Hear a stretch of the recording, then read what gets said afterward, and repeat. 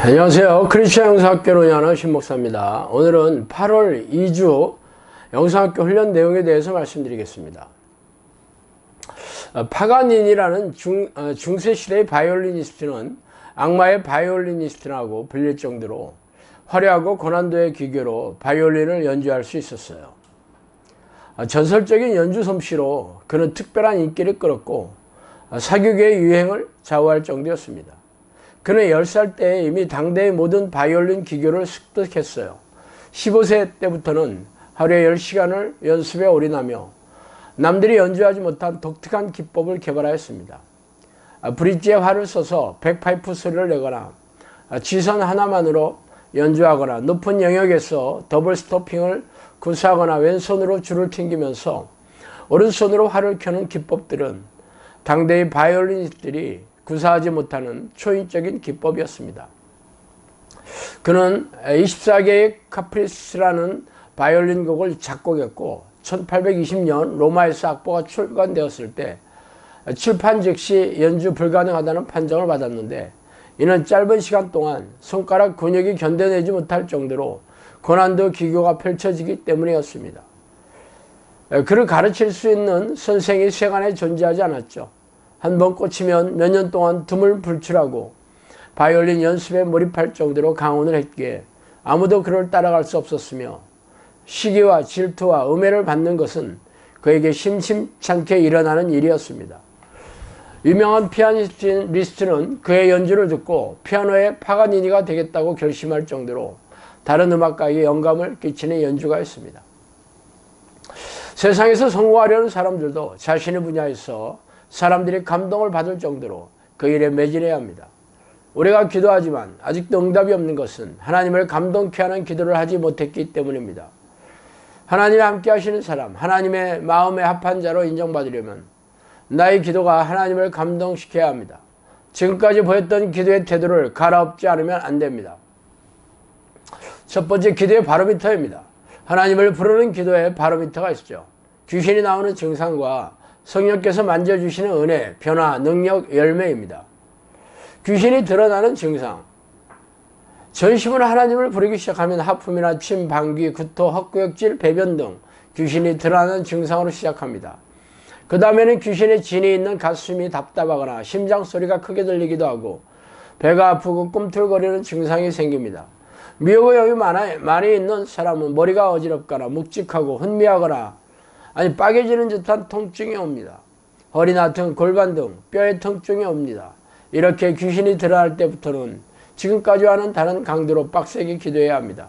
증상이 더 심해지든지 현저히 줄어들든지 새로운 증상이 나타나야 진행이 잘 되고 있는 것입니다. 한 가지 증상이 지지부진하며 계속되는 것은 기도가 느슨해지고 정체되었다는 의미입니다. 또한 성령이 만져주시는 은혜.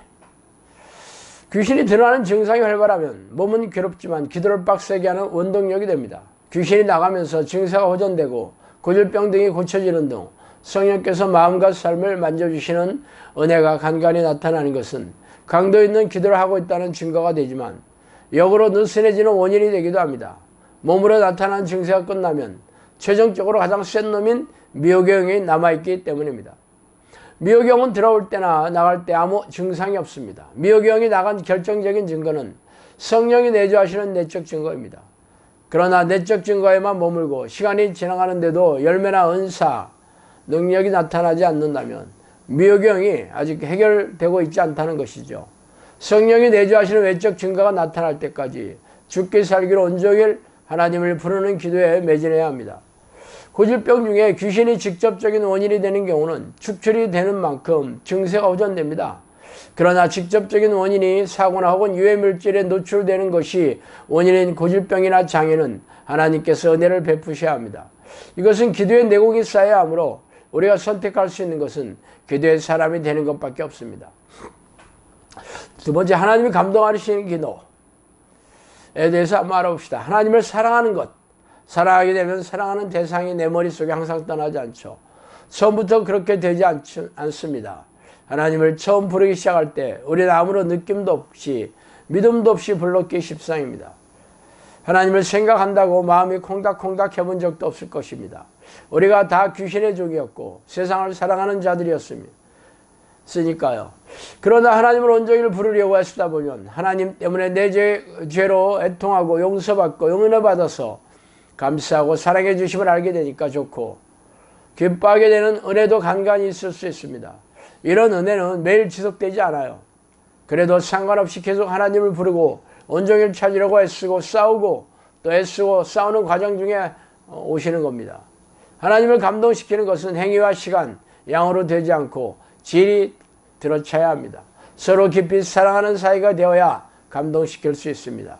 나의 계명을 지키는 자라야 나를 사랑하는 자라고 요한복음 14장 21절에 하신 예수님의 말씀처럼 주님의 계명을 다 지키려고 행하는 자가 되어야 합니다. 물론 우리의 연약함과 부족함을 다 아시죠.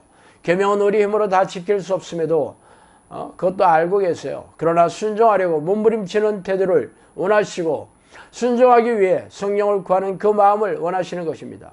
은혜와 응답과 증상의 변화 등은 기도의 지표가 되긴 하지만 2, 3년이 지났는데도 열매가 없는 것은 귀신들이 이러한 지표들을 가지고 나에게 하나님이 인정하시는 믿음이 있다고 미혹하여 자기를 부인하고 계명에 순종하지 못하도록 방해하고 있기 때문입니다.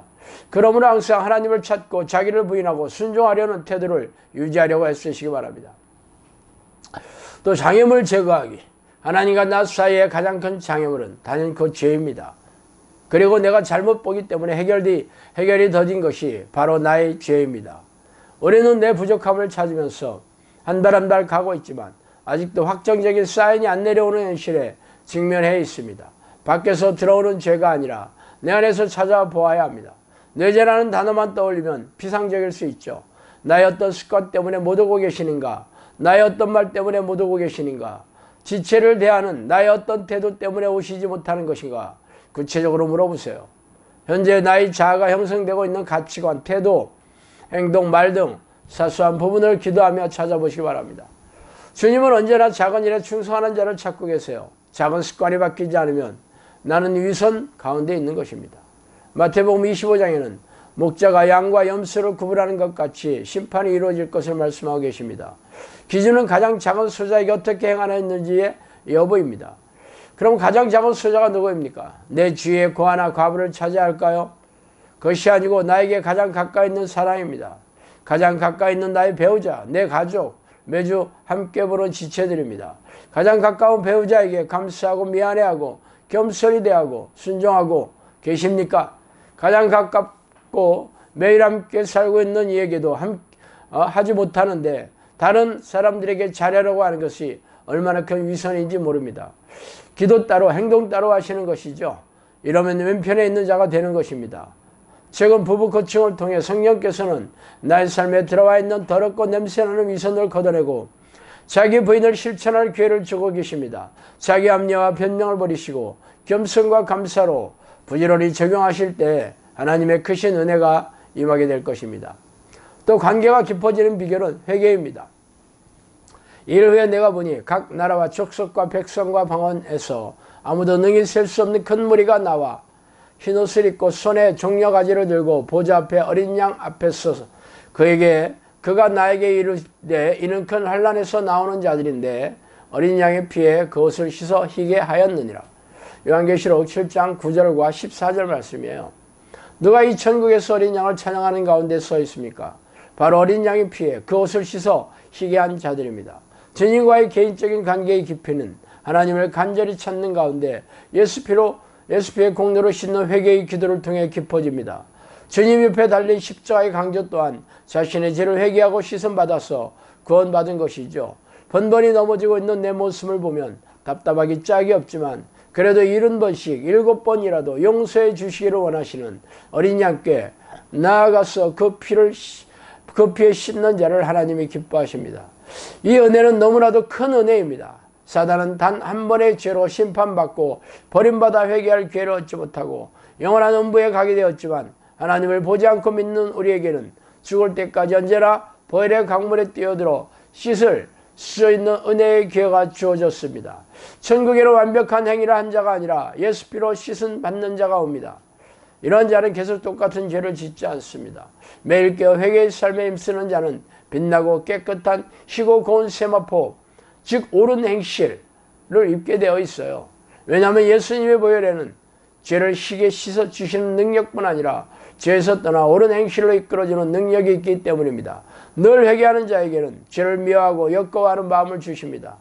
그래서 넘어지지만 또 예수께 나아가 그 피로 씻음 받는 자를 새롭게 해주셔서 변화받게 해주십니다. 내 힘이 아니라 어린 양의 피의 능력입니다. 그 나라에서 우리는 영원토록 어린 양의 보혈을 찬송하게 될 것입니다. 예수 피를 외치지만 이런 경험을 아직 해보지 못했다면 예수 보혈의 능력에 대한 믿음을 점검하시고 경험할 때까지 예수 피를 사용하시기 바랍니다. 자, 오늘 여기까지 하겠습니다. 감사합니다.